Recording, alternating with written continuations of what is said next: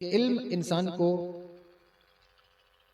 اس کے گاؤں میں، سماج میں، اس کے معاشرے میں، قوم میں، یہاں تک کہ اس کے مشارکات سے اس کو ممتاز کر دیتا ہے۔ اگر آپ علم حاصل کریں گے تو علم آپ کو ممتاز کر دے گا۔ دولت وہ مقام نہیں دے پاتی، سمجھ رہے ہیں؟ دولت کما کر انسان وہ عہدہ، وہ منصب، وہ پوسٹ نہیں حاصل کر سکتا جو علم حاصل کر کے حاصل کر لیتا ہے۔ دولت بہت ہو لیکن علم نہ ہو، یا پاور بھی بہت ہو علم نہ ہو، تو وہ چیز حاصل نہیں ہو سکتی انسان۔ لیکن علم ہے تو اس کے ساتھ دولت بھی آ ہی جاتی ہے۔ علم والا بھوکا نہیں مرتا، علم آتا ہے تو دولت بھی آ جاتی ہے۔ جب حضرت سلیمان علیہ السلام کو اللہ نے بھیجا فرشتوں کو کہ جاؤ پوچھو کہ سلیمان دولت چاہیے، حکومت چاہیے یا علم چاہیے، کیا چاہیے؟ تو وہ آئے، فرشتے آئے، ان سے کہا آپ بتائیں دولت کا تاج پہنائیں، حکومت کا پہنائیں یا علم کا؟ آپ نے کہا علم کا۔ تو حضرت سلیمان علیہ السلام نے علم طلب کیا تو دولت اور حکومت بھی پیچھے پیچھے ان کو عطا کر دی گئی۔ انہوں نے کہا یا اللہ میں نے تو علم مانگا تھا، جواب آیا میرے بندے ہم جس کو علم دیتے ہیں اسے دولت اور حکومت فری دیتے ہیں، سمجھے؟ اس لیے علم کی طرف پیش قدمی کیجیے۔ اور علم سیکھنے کے لیے آپ کے پاس ذریعہ کیا ہے کہ آپ مدرسے تو جا نہیں سکتے، اب آپ کا کاروبار ہے، کام ہے، تو آپ کیسے علم حاصل کریں گے؟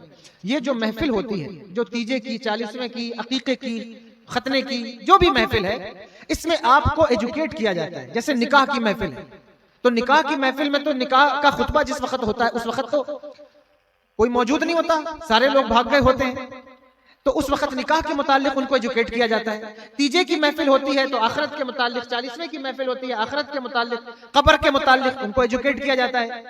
اسی طرح عقیقے کی محفل ہے تو تعلیمی نظام کے اوپر بچوں کی تربیت کیسے کرنا ہے، یہاں عورتیں بیٹھی ہیں، ماں بہنیں بیٹھی ہیں، تو بچوں کو سنوارنا کیسے ہے، ان کی تعلیم اور تربیت میں کیا چیزیں ڈالنا ہے، یہ عقیقے کی محفل میں بیان ہو سکتا ہے۔ لیکن اس کے لیے ایک وقت، ایک پیرایا، ایک زاویہ چاہیے ہوتا ہے کہ اس زاویے میں اس وقت میں گفتگو ہو تاکہ وہ بات اثر انداز ہو سکے۔ تو آپ کے لیے ہول سول جو علم حاصل کرنے کی جگہ ہے وہ یہ محفلیں ہیں، کہ چاہے وہ تیجے کی محفل ہو، 40ویں کی ہو، عقیقے کی ہو، ختنے کی ہو، لیکن یہی محفل ہے جس سے آپ علم حاصل کر سکتے ہیں۔ اور آپ کے لیے اہل اسٹیج کے لیے یہاں مجھ سے بڑے بڑے لوگ بیٹھے ہیں، لیکن ان کا خادم ہو کر ایک بات عرض کرتا ہوں۔ علم کی ویسے تو بہت سی قسمیں ہیں، لیکن نیچے آ کر پھر اس کی دو قسمیں ہو جاتی ہیں۔ ایک ہے علم عقلی، حافظ صاحب آپ کے لیے بھی اضافہ ہوگا، سنیے، ایک علم عقلی ہے اور ایک علم حالی ہے، دو قسمیں ہیں۔ آپ اس کو شاید نہ سمجھ سکیں لیکن اہل منبر کے لیے بات کہتا ہوں، ایک علم عقلی ہے، ایک علم حالی ہے۔ کوشش کیجئے کہ علم حالی کی طرف متوجہ ہوں۔ علم عقلی کیا ہے کہ دھواں اٹھ رہا ہے، آپ سمجھانے کے لیے کہہ رہا ہوں، دھواں اٹھ رہا ہے تو آپ سمجھ جائیں گے کہ یہاں آگ لگی ہوئی ہے، یہ علم عقلی ہے، ٹھیک ہے؟ اور یہ یقینی ہوتا ہے۔ آپ دیکھیں گے کہ دھوپ نکلی ہوئی ہے تو آپ کو علم ہو جائے گا کہ سورج بولو نکلا ہوا ہے، سورج کو دیکھا نہیں ہے لیکن دھوپ کو دیکھ کر کے آپ جان جائیں گے کہ سورج نکلا ہوا ہے، اس کو علم عقلی کہتے ہیں۔ لیکن ایک ہے علم حالی، اس علم کی طرف آپ بھی توجہ کریں اور ہم سب کو بھی توجہ کرنا چاہیے۔ وہ کیا ہے؟ علم حالی اس علم کو کہتے ہیں جو حالت کو بدل دیتا ہے۔ علم عقلی وہ ہے جو یقینی ہے لیکن حالت پر اس طرح اثر انداز نہیں ہوتا۔ بتاؤ، مومن کو بھی معلوم ہے، کافر کو بھی معلوم ہے کہ مرنا ہے، یہ معلوم ہے کہ نہیں معلوم؟ اس کا علم ہے لیکن حالت نہیں بدلتی۔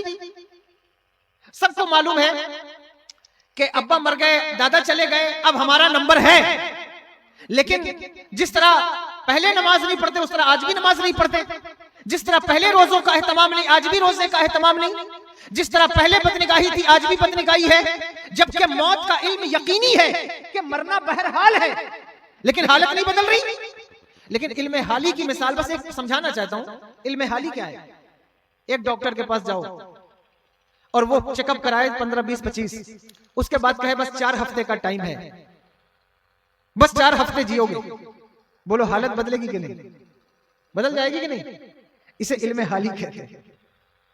حالانکہ یہ غیر یقینی ہے، ہو سکتا ہے ٹل جائے موت، ہو سکتا ہے شفا مل جائے، پہلے والا علم تو علم یقینی تھا لیکن حالت نہیں بدل رہی، لیکن اس علم سے حالت بدل جاتی۔ اور آسان کر دیں، سمن صاحب قبلہ 4 دن بہار بنگال پروگرام کر کے آئے ہیں، سوئے نہ ہوں، ان کے لیے ایسی کمرہ لگا دو، انتظام کر دو، بستر گدا سب لگا دو اور کھانا پینا کھلا دو اور کہو حضرت آپ آرام کیجئے، اے سی لگا ہوا ہے، کمبل رکھا ہے، ایک دم سکون سے سو جائیے۔ لیکن ایک چیز کا خیال رکھیے گا، یہ جو ایک سوراخ ہے نا، اس سے کبھی کبھی سانپ آتا ہے۔ پوری رات جلسوں میں ہو سکتا ہے جاگتے گزرتی ہے، لیکن بستر پہ تو نہیں گزرتی ہوگی، لیکن وہ رات ختم ہو جائے گی ان کی۔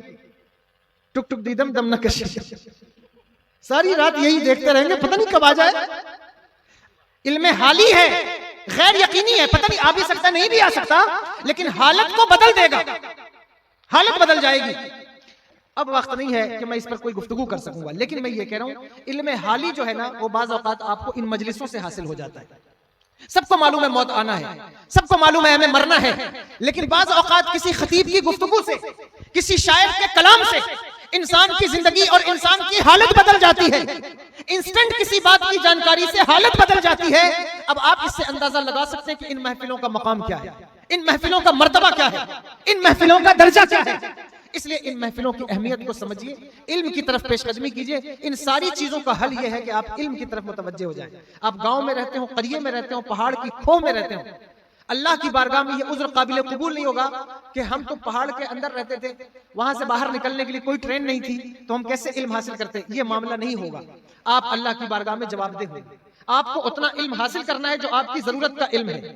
آپ کو اتنا علم سیکھنا ہے جس سے آپ کی نماز صحیح ہو سکے، وضو صحیح ہو سکے، قرآن کی تلاوت صحیح ہو سکے، جس سے آپ اپنے مردوں کو صحیح طور پر نہلا سکیں، دفنا سکیں، جس میں آپ اپنی بچیوں اور عورتوں کی پاکی ناپاکی کے مسائل بتا سکیں۔ اتنا علم آپ کے لیے ضروری بن جاتا ہے۔ اگر آپ کہیں گے ہم کیسے حاصل کریں، تو 10,000 دے کر اگر آپ ان کو بلا سکتے ہیں، 20,000 خرچ کر کے 50,000 علماء کو بلا سکتے ہیں، تو ایک مہینہ رمضان شریف میں کسی مولوی کو 20-25,000 میں ہائر کر کے اپنے محلے، اپنے قبیلے، اپنی عورتوں کو مسئلہ کیوں نہیں سمجھا سکتے؟ اگر آپ کے دل میں اسلام کی محبت پیدا ہو جائے اور علم کی طرف پیش قدمی کا جذبہ پیدا ہو جائے، تو آپ کی نظر میں 20-25,000 روپے معنی نہیں رکھیں گے۔ جس طرح ایک حافظ کو آپ دیتے ہیں، تراویح سنتے نہیں سنتے؟ تراویح ہوتی ہے آپ کے ہاں، اگل بغل گاؤں میں ہوتی ہوگی، دور ہوتی ہوگی، وہاں ان کو نذرانہ دیا جاتا ہوگا۔ اسی طرح ایک عالم دین کو رمضان میں ہائر کر لیجیے، جو اچھا عالم دین ہو، یعنی واقعی عالم ہو۔ ایسا نہ ہو کہ یعنی صرف نام کا عالم ہو، کام کا عالم ہو، جو علم رکھتا ہو اور اس کو معلوم ہو کہ لوگوں کو کیسے پڑھانا ہے، کیسے تبلیغ کرنا ہے۔ آپ اس کو ہائر کر لیں پورے رمضان شریف میں، اور یقین جانیے کہ میں یہ بات اپنے بزرگوں کے بھروسے پر کہہ رہا ہوں کہ تراویح پڑھنے کا جو ثواب اللہ آپ کو عطا فرمائے گا، آپ کی ساری زندگی کی تراویح کی نماز ایک طرف ہوگی اور آپ کا ذوق علمی ایک طرف ہوگا۔ اللہ اس کا بدلہ جو آپ کو عطا فرمائے گا وہ خدا کی قسم لاجواب ہو جائے گا۔ واہ واہ واہ، نعرہ تکبیر، نعرہ مبارک۔ اللہ نہ کرے کہ کوئی تراویح کی اہمیت کو اس سے کم آنک لے۔ میں نے یہ بات کہی کہ یہ جو ذوق علمی ہے یہ انسان کو کامیاب، آخری وقت ہو کسی کا، 2-4 مہینے بچے ہوں، ڈاکٹر نو گارنٹی کہہ دے، علماء سے پوچھئے کہ کون سی عبادت کرنا چاہیے، وہ کہیں گے سب سے بہترین عبادت یہ ہے کہ آخری وقت ہو اسے چاہیے کہ علم سیکھنا شروع کر دے، علم سیکھنا شروع کر دے۔ حضرت امام مالک کا آخری وقت نزا ہے اور وہ دنیا سے جا رہے ہیں۔ ان کے ایک دوست آئے تو انہوں نے ان سے ایک مسئلہ پوچھا، کہا حضور آپ دنیا سے جا رہے ہیں، اب مسئلے کی آپ کو کیا ضرورت ہے؟ کہنے لگے ضرورت کی بات نہیں ہے، دراصل یہ عبادت کی بات ہے۔ بات یہ ہے کہ میرے آقا نے ارشاد فرمایا ماں کی گود سے لے کے قبر کی گود تک علم سیکھنا ہے۔ اب میں ماں کی گود سے نکل آیا ہوں، قبر کی گود میں نہیں پہنچا ہوں، اس لیے تجھ سے مسئلہ پوچھ رہا ہوں تاکہ یہ لمحہ عبادت میں داخل ہو جائے۔ تو اس لیے علم حاصل کیجیے، علم کی طرف پیش قدمی کیجیے۔ دیکھو بوڑھے بوڑھے لوگ ہیں، ضعیف لوگ، 60 سال کے لوگ جو کبھی اسکول نہیں گئے، کبھی مدرسے کا منہ نہیں دیکھا، ان کو بھی دیکھو تو واٹس ایپ چلاتے ہیں، چلاتے ہیں نہیں چلاتے؟ فیس بک ان سے پوچھو کیوں چلاتے، کیسے سیکھ گئے؟ کہا اصل میں بچہ باہر رہتا ہے، اس سے واٹس ایپ کیسے کریں گے، بات چیت کیسے کریں گے، اس لیے ہم سیکھ گئے ہیں۔ اگر بچے کی محبت موبائل چلانا سکھا سکتی ہے تو اللہ کی محبت قرآن پڑھنا کیوں نہیں سکھا سکتی؟ اسے محبت کرنا ہوگا، اس محبت پیدا کرو، اور اس سال رمضان میں ارادہ کر لو کہ ہم کسی عالم کو بلائیں گے، اور آپ کے قریب میں بیڑھن ہے، بیڑھن میں علماء ہیں، آپ کے قریب میں دیوسر ہے، دیوسر دارالعلوم میں علماء ہیں، یا طلبہ بھی جو ہیں جو طالب علم ہیں، متعلمین ہیں، ان میں سے بھی کسی کو اگر آپ اچھی خدمت کریں نا۔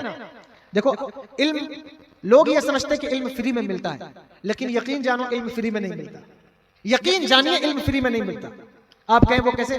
ضروری نہیں کہ علم کے بدلے میں پیسہ ہی خرچ کیا جائے، علم کبھی محنت مانگتا ہے، علم شوق مانگتا ہے، علم ذوق مانگتا ہے، اللہ اکبر کبیرہ، علم سفر مانگتا ہے، علم سفر مانگتا ہے، جدوجہد مانگتا ہے.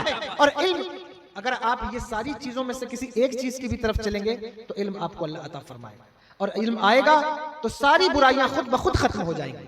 آپ دیکھیے کہ جو بچے شراب پیتے ہیں، جوا کھیلتے ہیں، ان کے سب سے بڑا کیا ہے کہ حضرت آئے ہیں کوئی تعویذ مل جائے کہ شراب کی عادت چھوٹ جائے، جوے کی عادت چھوٹ جائے. میں تعویذ کا منکر نہیں ہوں، تعویذ بنانے والا آدمی ہوں، تعویذ بنانے والوں اللہ اکبر کبیرہ کے قدم چومنے والا آدمی ہوں جو سچے لوگ گزرے ہیں. لیکن صرف تعویذ سے کسی کی شراب کی عادت نہیں جاتی، اس کو درس قرآن دینا ہوتا ہے. اس کے کانوں میں قرآن کی آیتوں کا ترجمہ جس وقت گونجنے لگے گا، بڑے بڑے لوگ اور بڑے بڑے گناہگار سیاہکار لوگوں کی آواز، قرآن کی آواز ان کے کانوں تک پہنچی ہے، ان کا دل پلٹ گیا ہے. آج بھی اگر یہ آپ ذوق پیدا کر لیں اور اس کا انتظام کر لیں، یہ چیز آج بھی آپ کے معاشرے اور ماحول میں ہو سکتی ہے. اس لیے علم کی طرف پیش قدمی کیجیے. اور جو لوگ علم سے ذوق رکھتے ہیں، شغف رکھتے ہیں، ضروری نہیں ہے کہ وہ بہت بڑے عالم بن جائیں. ضرورت کے علم کا علم، مسئلے مسائل، تھوڑے بہت عقیدے کا علم، قرآن کو پڑھنا آنا چاہیے تاکہ آپ صحیح طور پر قرآن پڑھ سکیں. آپ کے ہاں کسی کا انتقال ہو جائے، اس کا کفن کاٹنے کا علم، اس کو نہلانے کا علم، یہ وہ علم ہے جو کم سے کم آپ کو ہونا چاہیے. ورنہ یہاں گاؤں دیہات میں مجھے نہیں پتا، کوئی عالم صاحب ہوں گے، امام صاحب تو الگ بات ہے، ورنہ لوگوں میں شاید ہی کوئی جانتا ہو یا کوئی طریقہ صحیح جانتا ہو. ضرورت ہے کہ آپ اس کا طریقہ سیکھ لیں. اور مرد اگر جانتے بھی ہوں تو ضروری نہیں کہ عورتیں جانتی ہوں، تو عورتوں کے لیے ضروری ہے کہ وہ ان چیزوں کا طریقہ جان لیں. ورنہ گاؤں میں مرنے والی، انتقال کرنے والی عورتوں کے ساتھ بہت بڑا برا سلوک ہوتا ہے. بعض اوقات ان کی جو تدفین اور تکفین کے معاملات ہیں وہ خراب ہو جاتے ہیں علم نہ ہونے کی بنیاد پر. اس لیے علم حاصل کیجئے.